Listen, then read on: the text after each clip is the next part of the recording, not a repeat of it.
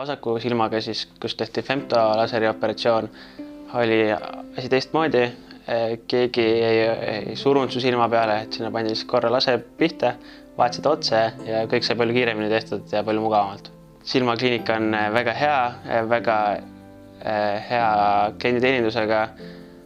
Sind hoitakse, sulle seletatakse, tõlk oli operatsiooni ajal kaasas seletus, mis su silmaga tehakse, kui sa ise seda ei näinud. Ja üldiselt kõik on väga sõbralikud. Pakkumine tundus siis eestlastele natukene algusel võib-olla hirmutav, et miks ta peaks nii odav olema, kuigi samas kõik hinnas, hotell, bussid, operatsioon, eeluuringud, järeleuuringud tundus tegelikult väga hea.